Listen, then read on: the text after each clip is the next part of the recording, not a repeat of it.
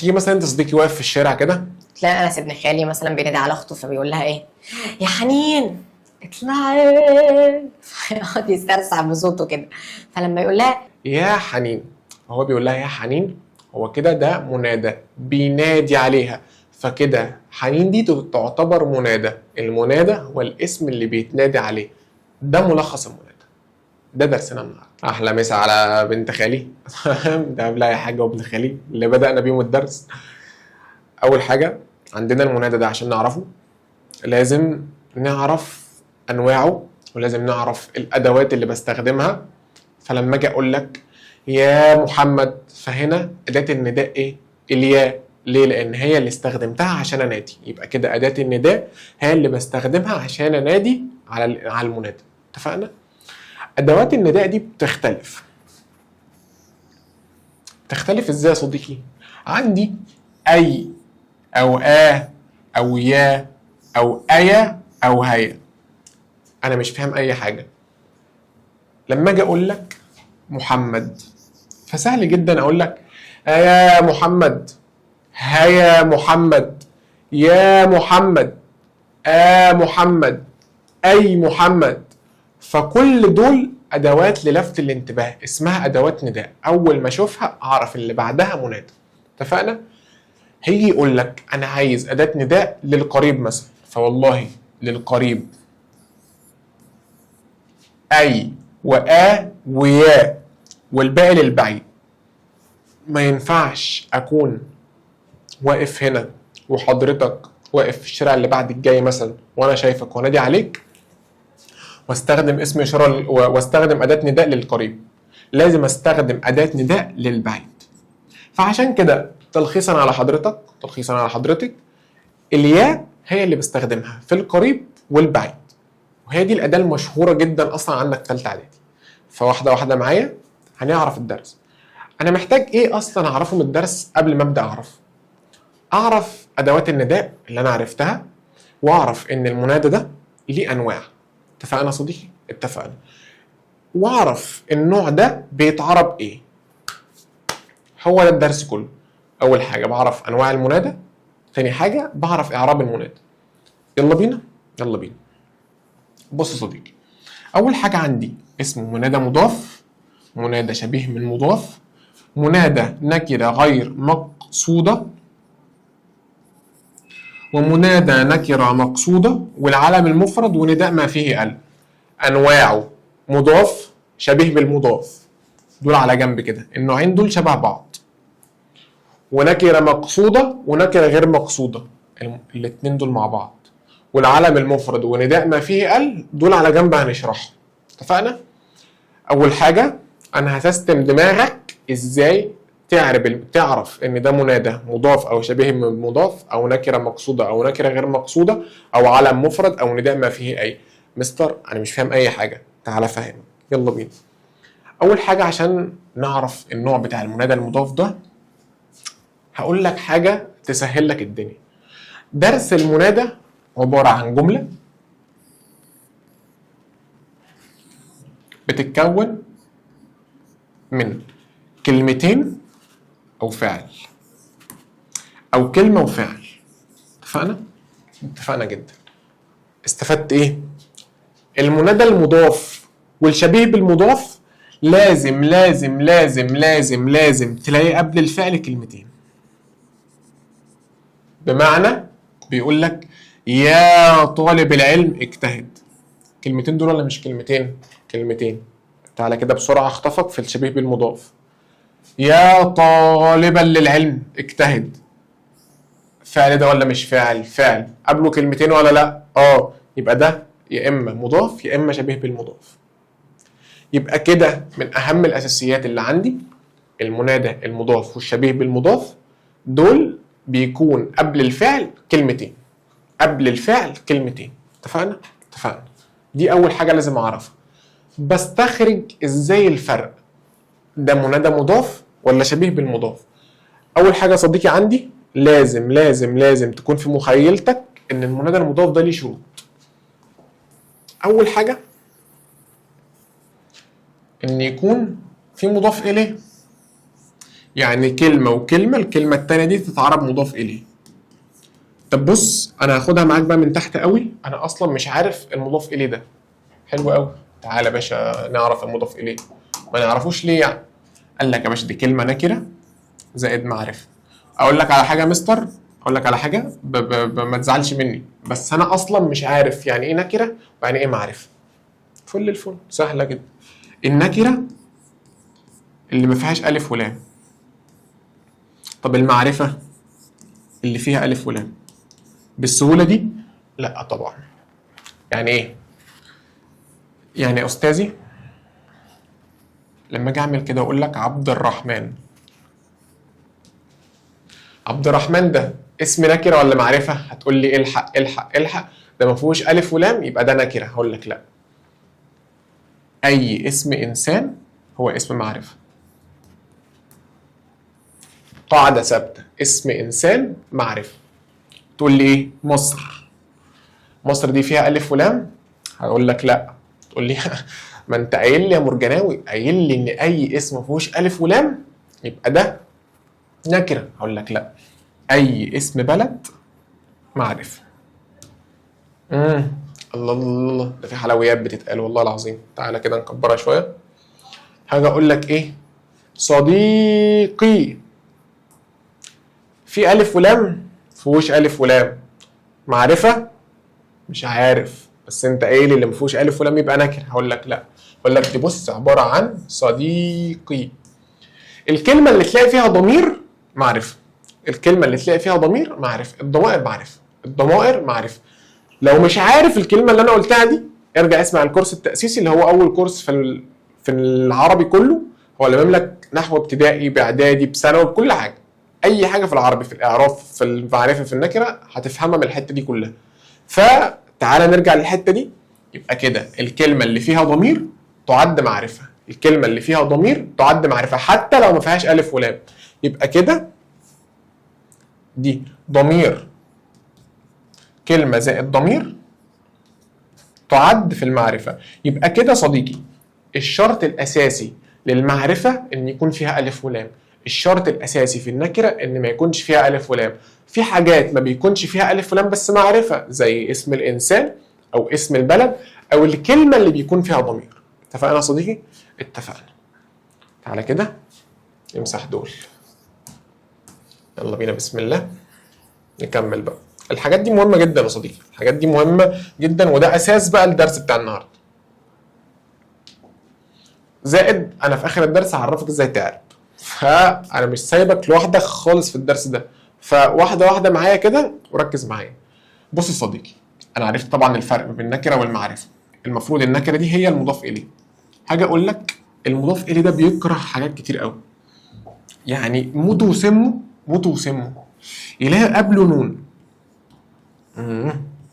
مفيش نون، مفيش نون، مفيش قبل المضاف اليه نون. يعني لو جاب لك بيقول لك ايه؟ معلمون المدرسه مش عارف رحلوا ولا مش عارف ايه. حلو، فاجي اقول لك ايه يا باشا؟ معلمون المدرسه، وعندي هنا فعل. اتفقنا؟ والفعل ده قبله كلمتين، يا اما منادى مضاف يا اما منادى شبيه بالمضاف. سيبك بقى من النكره والمعرفه. الحق الحق الحق، ده في نون قبل الكلمه الثانيه، دي طبعا مش مضاف اليه. طبعا مش مضاف اليه. ليه؟ مرجناوي قال لي المضاف اليه بيكره النون. ده مش منادى مضاف، صعب جدا صعب جدا جدا جدا يبقى ده منادى مضاف. طب ليه حضرتك؟ منادى مضاف بيكره النون، بيكره النون. طب لو منادى مضاف تبقى معلمو الفصل، امسح النون. الحق الحق الحق، دي المفروض معلمون بس هو مسح النون عشان المضاف اللي بيكرهها. حاجه مهمه جدا، من غير بقى ما تعرف ولا نكره ولا معرفه ولا اي حاجه، هما كلمتين. الكلمه الاولى لقيت فيها نون، اشطب يا باشا، امسح كده من دماغك اللي دي هتبقى مضاف اليه. صعب جدا، مضاف اليه بيكره النون. بيكره حاجه تانية، بيكره التنوين. اي تنوين بقى، منصوب مجرور، ما فيش تنوين يا باشا. يعني ما اجي اقول لك طالبا العلم، لا اله الا الله، باشا طالبا العلم، الكلمة التانية دي مضاف إليه. هتقول لي مستر أنت ما سمعتش نفسك، أنت بتقول لي المضاف إليه بيكره التنوين. الحق ده في تنوين، ده مش مضاف. ليه يا مستر مش مضاف؟ لأن المضاف إليه بيكره اتنين، النون والتنوين، ما يجيش قبله اتنين نون وتنوين. يعني كده كلمتين، لقيت الكلمة التانية لقيت الكلمة الأولى شاكك إن هي ممكن تكون اللي بعدها مضاف إليه ولا لأ، تشوف أول حاجة نكرة ولا معرفة. شفت نكرة ولا معرفة، اتأكدت، شكرا. الكلمة الأولى فيها نون، لو فيها نون ده مش مضاف إليه، لو فيها تنوين ده مش مضاف إليه، ما فيهاش الاتنين دول يبقى ده مضاف إليه. اتفقنا يا صديقي؟ اتفقنا. طب أنا ليه قلت لك كده؟ لأن أنت لازم تعرف ان المنادى المضاف ده هو بيلعب لك فيه ازاي؟ ان هو بيجيب لك النون وبيجيب لك التنوين وبيقول لك هو ده مضاف ولا مش مضاف. اتفقنا يا صديقي؟ اتفقنا. من الحاجات اللي انا عايزك تعرفها برضو ان انت ازاي تطلعه من الجمله. يعني لما اجي اقول لك يا طالب العلم، كلمتين دول ولا مش كلمتين؟ كلمتين. نكره دي ولا مش نكره؟ دي معرفه. نكره ومعرفه يدينا مضاف اليه. عايز اتاكد ان ده مضاف اليه، قال لك يا باشا بيكره التنوين وبيكره النون، ما ينفعش يجي قبله نون او تنوين. ده في نون او تنوين؟ اثبت في نون او تنوين؟ لا يا باشا. يبقى كده ده منادى مضاف. منادى مضاف، منادى مضاف، كلمتين قبل الفعل، الاولى نكره، الثانيه معرفه، الاولى ما فيهاش نون او تنوين. الخلاصه بقى بتاع كل ده. اتفقنا؟ اتفقنا. الحق الحق الحق يا مستر، انت حاطط في المنادى المضاف كلمه واحده مستر. ايه ده؟ ايه الهزار ده؟ انت حاطط كلمه واحده قبل الفعل وبتقول لي ده منادى مضاف. انت كده بتكسر القاعده اللي انت بنيتها لي في الاول، اللي هو كلمتين وقبل كلمتين وفعل، الفعل قبله كلمتين، يبقى كده ايه؟ يا اما مضاف يا اما شبيه مضاف. تجيب لي كلمه واحده وبتقول لي دي منادى مضاف، انت كده بتعمل عكس كلامك يا مستر. هقول لك لا يا باشا، انا قلت لك في اول الكلام ان ده اسمه ضمير ودي كلمه، يبقى دي اسمها صديق زائد ضمير. صديق دي نكره ودي معرفة. مش عارف تحفظها افهمها، مش عارف تفهمها احفظها، الاتنين واحد. ده ضمير، الضمير ده يعدي كلمة، والصديق ده يعدي كلمة. الضمير انا قلت لك معرفة على طول، الضمير معرفة، الضمائر معرفة، الضمائر معرفة، اي حاجة تلاقيها لازقة في الكلمة معرفة، اي حاجة تلاقيها لازقة في الكلمة معرفة، ودي بتبقى كلمة ودي بتبقى كلمة. بالله عليك ركز في الحته دي قوي يا صديقي، عشان اقسم بالله الحته دي مهمه جدا. انت هتلاقي كلمه واحده قبل الفعل، يبقى ده مش منادى مضاف ولا شبيه بالمضاف، لا. اثبت عندك يا باشا، دي كلمه بس متقسمه اتنين، دي صديقي، صديقي ضمير وكلمه، كلمه زائد ضمير، يبقى كده اتنين. الضمائر قلنا معرفه وصديق ما فيهاش الف ولام، يبقى نكره، نكره ومعرفه. الكلمه الاولى ما فيهاش ولا نون ولا تنوين، يبقى كده يا باشا ده منادى مضاف. بص يا باشا الحلويات بقى اللي جايه دي دلوقتي. فاجي يقول لي ايه؟ زائري الوطن استمتع. تعرف يا صديقي الكلمه هنا ازاي؟ هي المفروض يا زائرين الوطن استمتعا، يا زائرين الوطن استمتعا. طب ليه هنا انا حطيت النون؟ لان بكل بساطه صديقي دي اصلا مش جمع. يعني انا ما بقولش يا زائري استمتعوا، لا انا بقول استمتعا، بتكلم عن اتنين. فقمت قال هنا ان في نون. الحق الحق الحق، ده في نون محذوفه، ده منادى مضاف، ولا بقى نكره ولا معرفه ولا مش عارف ايه ولا شال ولا حط. باشا نون محذوفه بعديها مضاف اليه، نون محذوفه بعديها مضاف اليه. دي قاعده في حياتك بقى، نون محذوفه بعدها مضاف اليه. اتفقنا يا صديقي؟ اتفقنا. طب المنادى المضاف ده على طول ايه يا مستر؟ المنادى المضاف ده على طول منصوب، على طول منصوب. يعني كده اعرابه ايه يا مستر؟ بقول منادى مضاف، دي طبعا اختياري، يعني لو جالك مقالي في الامتحان فانت بتكتبها، دي بتبقى زياده عندك. منصوب. طب منصوب، طب منصوب بايه؟ هقول لك في اخر الحصه. اتفقنا يا صديقي؟ اتفقنا. زي ما قلت لك هنا المضاف اليه بياكل النون، وما ينفعش تيجي طالبا، ما ينفعش تيجي طالبا، مضاف اليه بياكل النون. بص يا صديقي، جاء قال لي في الامتحان يا طالباتي العلم اجتهدنا، جميل. جاء قال لي يا طالبات العلم اجتهدنا. بص يا صديقي، انا من اول المحاضره عمال اقول لك، من اول الدرس عمال اقول لك باشا لو لقيت تنوين اللي بعده مش مضاف اليه، اللي بعده مش مضاف اليه، دي الحته اللي هتيجي في الامتحان. باشا تنوين ده مش مضاف اليه، اكرف. مفيش تنوين، نكره معرفه مضاف اليه، يبقى ده اسمه منادى مضاف، وده اسمه منادى شبيه بالمضاف. طب انا مش عارف يعني ايه منادى شبيه بالمضاف، يلا بينا. كلمتين وهتلاقي بقى في تنوين وهتلاقي في نون. صديقي تنوين ونون، الاتنين دول ليه؟ لان ده يعتبر الفرق اللي الناس كلها بتفرق بيه ما بين المضاف والشبيه بالمضاف. المضاف ما ينفعش بيجي تنوين او نون، والشبيه بالمضاف ده لازم بقى، لازم تجيب تنوين ولازم تجيب نون. يعني لما اجي اقول لك اول حاجه، بص دي كلمتين قبل الفعل، يعني ده يا اما مضاف يا اما شبيه بالمضاف. الكلمه الاولى فيها تنوين، باشا ده مش مضاف طبعا، المضاف بيكره التنوين، يبقى ده شبيه بالمضاف. الحق بيقول لك زائرين الوطن استمتع، الحق الحق الحق، الكلمه الاولى فيها نون، يبقى الكلمه الثانيه مش مضاف اليه. ليه؟ لان التنوين بيكره المضاف اليه. الحق بيقول لك يا مطالبين بالحق اسعوا اليه، الحق ده في نون، ده في نون قبل الكلمه الثانيه. لا يا باشا طالما في نون يبقى ده شبيه بالمضاف. وده منادى شبيه بالمضاف منصوب. منصوب بيه هنعرف اخر الكلمه، اخر المحاضره. صديقي انا قلت لك في اول المحاضره او اول الدرس ان في فعل لو قبله كلمتين يبقى ده مضاف او شبيه بالمضاف، اتفقنا؟ لما الاقي فعل قبله كلمه واحده، قبله كلمه، ده يا اما نكره مقصوده او نكره غير مقصوده. طب ايه الفرق؟ تعال نشوف، يلا بينا. اتمنى صديقي ما تكونش بس ايه رحت مني، انا عارف لا بكرر كتير قوي، بس انا عايزك تفهم معلش.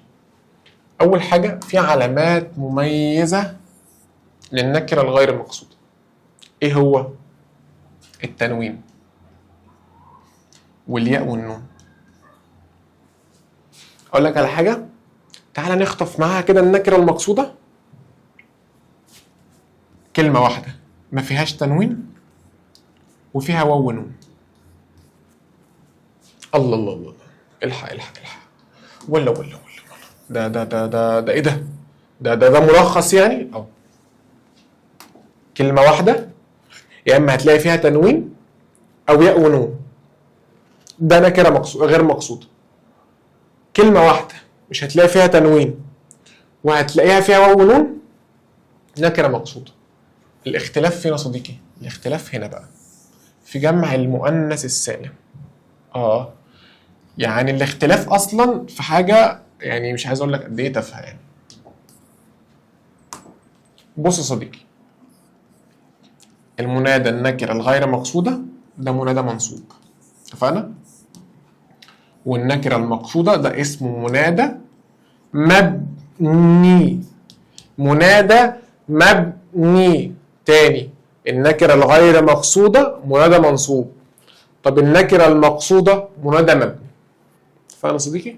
اتفقنا. في حاجه اقول لك هنا، عارف يعني ايه نكره مقصوده؟ عارف يعني ايه نكره غير مقصوده منصوبه؟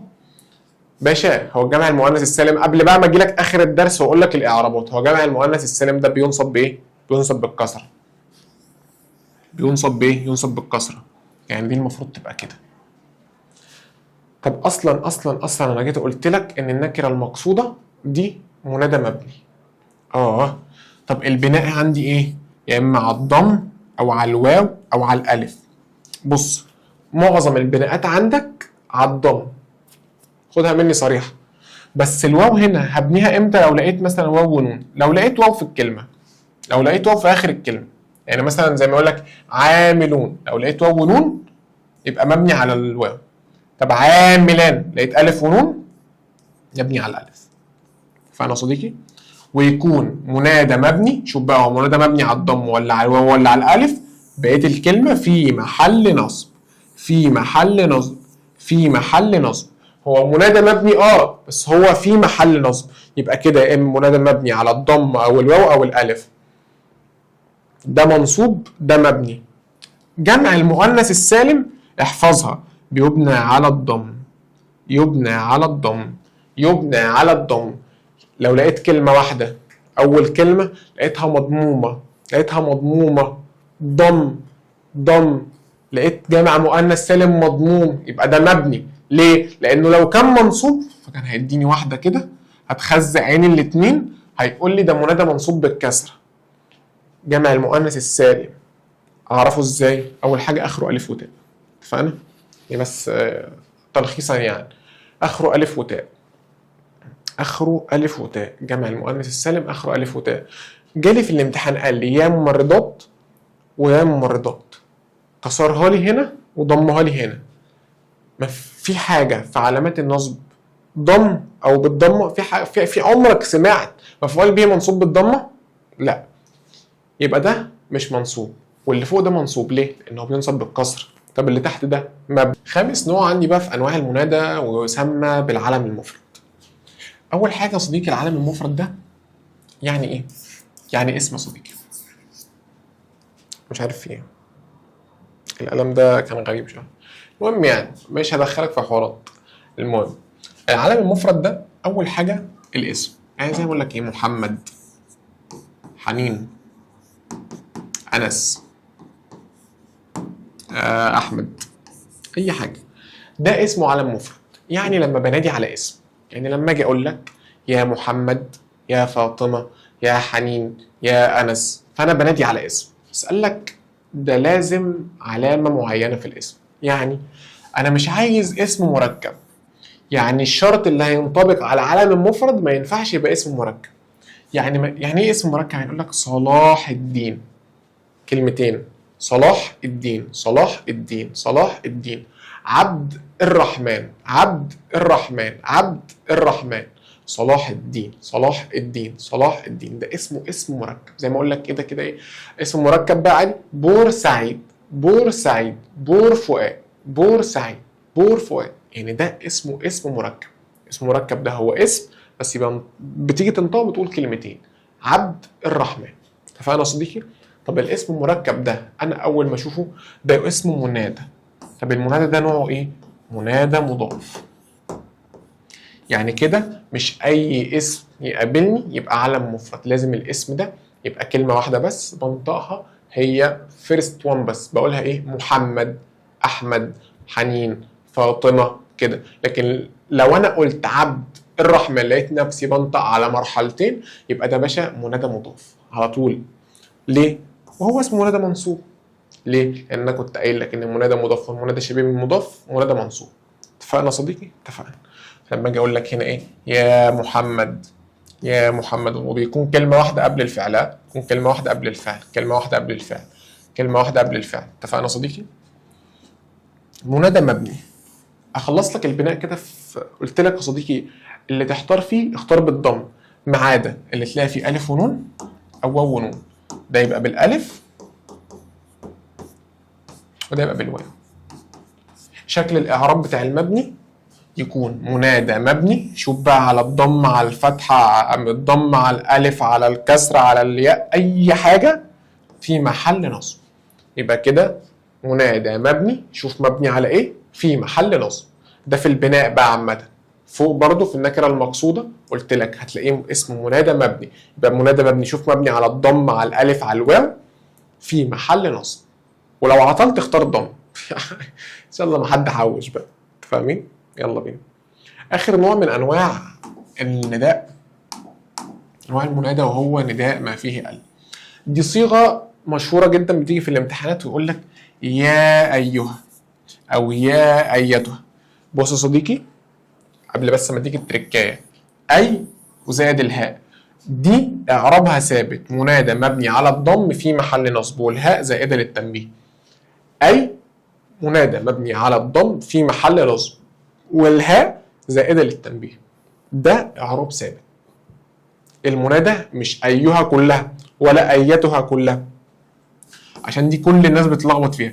المنادى اي بس. ايه اللي بيلخبط تاني؟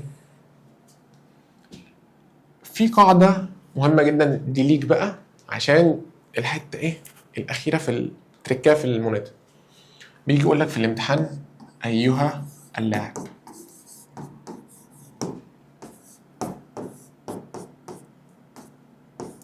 يا أيتها الفتاة. يجي يقول لك ايه؟ اعرب الفتاة يا باشا واعرب اللاعب. فأنت مغفل طبعا، مغفل. قول لي ليه؟ هقول لك ليه. عشان أنت أصلا اهتميت بإعراب أي وأيها بس ما اهتمتش بإعراب اللي بعدها. فقال لك يا باشا هي تتعرب اللي بعدها ايه؟ تتعرب يا اما نعت يا اما بدل. لو اتعربت نعت يعني ما اقدر اجيب منه فعل، الكلمه اللي بعد ايها او ايتها بقدر اجيب منها فعل. طب البدل ما اعرفش اجيب منها فعل. يعني لو الكلمه اللي بعد ايها او ايتها عرفت اجيب فعل تتعرب بدل، تتعرب نعت. ما عرفتش اجيب فعل تتعرب بدل. بمعنى يا ايها اللاعب، عرفت تجيب فعل دي تتعرب نعت. الفتاة ينفع اقول يفتي؟ يفتي دي بينك وبين امك عشان بس الفتي ده اللي انت عمال تفتيه من اول الدرس، انت مش فاهم حاجه بس خالص يعني. الفتي ده انت وصاحبك، فاهمني؟ مفيش حاجه اسمها يفتي، تمام؟ مفيش حاجه او فتاه او لا، مش موزونه. فانت مش عارف تجيب فعل من فتاه، يبقى كده تتعرب ايه؟ تتعرب بدل. اتفقنا يا صديقي؟ اتفقنا. يعني كده ايها او ايتها الكلمه اللي بعدها لو عرفت اجيب منها فعل يبقى ده نعت، ما عرفتش اجيب منها فعل يبقى ده بدل. السؤال ده هو اللي هيجي اخر السنه، السؤال ده هو التركايه اللي هتميز بين الطالب اللي بيتفرج عليا وبيتفرج على غيري. اتفقنا؟ اتفقنا صديقي. تعالى كده اخدك في رحله بسيطه. تعالى بس قبل ما اخدك في رحله بسيطه في الاعراب اعرفك ان في حاجه اهم من الاهميه يا صديقي، وهي ان انا ممكن احذف ادوات النداء. يعني ممكن اقول محمد ما اقولش يا محمد. اتفقنا؟ اتفقنا يا صديقي. امتى بحذفها؟ احفظ معايا وانت بقى ايه ترجم مع دماغك. بحذفها يجوز. يعني ايه يجوز؟ يعني ممكن احذفها وممكن اسيبها.